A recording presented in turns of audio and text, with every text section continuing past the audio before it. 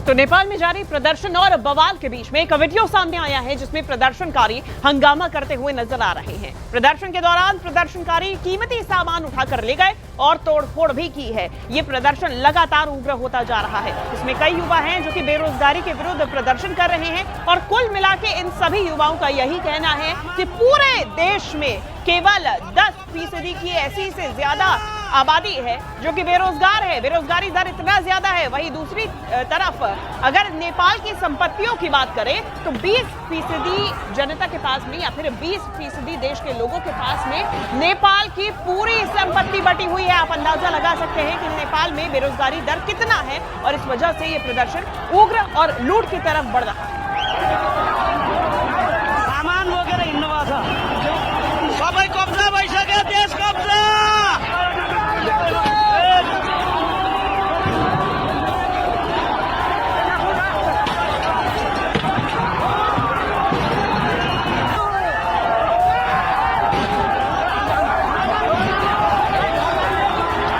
ये तस्वीरें आपके सामने हैं। नेपाल में 9 सितंबर की ये तस्वीरें आपको दिखा रहे हैं। ये प्रदर्शन जो है बीते 3 दिनों के अंदर इतना ज्यादा उग्र हो गया। अब देखिए ये जो तस्वीरें सामने आई हैं इसको समझने की कोशिश करिए। ये प्रदर्शन क्यों उग्र हुआ इसको समझने की कोशिश करिए। ये प्रदर्शन शुरू हुआ था कई स्कूली छात्रों और कॉलेज के छात्रों द्वारा शांतिपूर्वक ये प्रदर्शन किया जा रहा था, लेकिन दूसरी तरफ कई विरोधी और विपक्षी दलों के नेता इसमें शामिल हुए, जिसके बाद ये प्रदर्शन धीरे धीरे उग्र होता चला गया और अब नेपाल में हालात इस कदर हो गए हैं कि सेना को मोर्चा संभालना पड़ा है।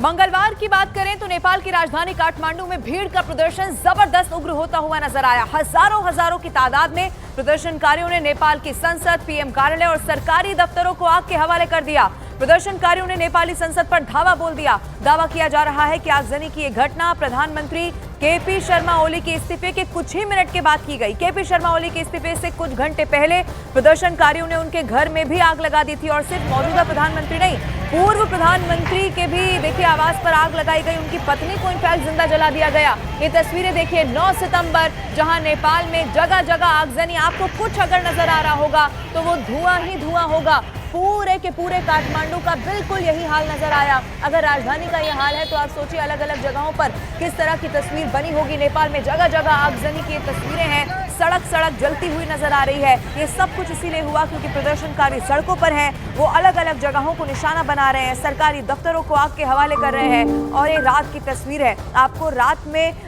ये देखिए अंधेरा है, लेकिन अंधेरे में बिल्कुल साफ ये आग की ऊंची उठती हुई लपटें नजर आ जाएंगी। ये सब कुछ इसीलिए हुआ क्योंकि प्रदर्शनकारी अभी भी इस पूरे प्रदर्शन को खत्म करने को तैयार नहीं है। गुस्सा इतना, नाराजगी इतनी कि जो मांगे थी और जिसमें सबसे बड़ी मांग थी केपी शर्मा ओली इस्तीफा दे दे, उसके बावजूद भी ये प्रदर्शन थमते हुए नजर नहीं आ रहे। जरूरी सामान को कैसे आग के हवाले किया गया है और आपको नजर आएगा ये चाहे जो बड़े बड़े सरकारी दफ्तर हो उनके अंदर से इन सामान को निकाला जा रहा है। कुर्सी, टेबल, सोफा सब कुछ बाहर निकालकर आग के हवाले कर दिया जा रहा है। और ये सब कुछ इसीलिए है क्योंकि उनका कहना है कि सरकार ने हमारे लिए कोई काम नहीं किया, बेरोजगारी बढ़ती चली गई, भ्रष्टाचार इतना इसीलिए कहा जा रहा है कि अधिकारी जो हैं उनसे भी नाराज हैं, मंत्रियों से लोग खफा हैं और अब चाहते हैं कि पूरी तरह से तख्ता पलट हो जाए। और ऐसा इसी दिशा में नेपाल आगे बढ़ता हुआ नजर भी आ रहा है। दो अलग अलग तस्वीरें आपके टेलीविजन स्क्रीन पर हम आपको दिखा रहे हैं। एक तस्वीर में आपको सब कुछ आग के हवाले करते हुए प्रदर्शनकारी नजर आ रहे होंगे और दूसरी तस्वीर भी बिल्कुल यही बताती है।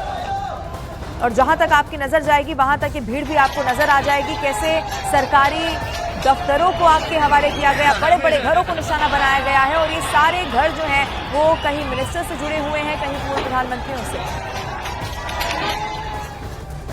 तो देखिए जब नेपाल जल रहा है तो ऐसे हालात में कहां है केपी शर्मा ओली, सबसे बड़ा सवाल यही बना हुआ है। देखिए ओली ने हिंसा के बाद इस्तीफा तो दिया और इस्तीफे के बाद अंडरग्राउंड वो हो चुके हैं। आखिर कहां है केपी शर्मा ओली? हिंसा के बाद इस्तीफा देते हैं, इस्तीफे के बाद अंडरग्राउंड होते हैं, सेना की मदद से सुरक्षित संरक्षण बकायदा यहां पर उनको मिला है। इसके अलावा विपक्ष ये कह रहा है कि देश छोड़ने की फिराक में केपी शर्मा ओली इस वक्त है। देखिए उनका जो पक्ष हमेशा से रहा है वो चीनी पक्ष रहा है, अमेरिकी पक्ष रहा है और चीन की बात वो कई बार मानते यहाँ पर आए हैं। शी जिनपिंग के साथ उनके रिश्ते अब जग जाहिर हो चुके हैं। अब इसी वजह से ऐसे कई सारे कारण हैं। अब ये पूछा जा रहा है कि आखिर केपी शर्मा ओली कहां हैं? तुरंत वो इस्तीफा देते हैं, इस्तीफे के बाद अंडरग्राउंड हुए तो किस किस का संरक्षण उनको मिल रहा है?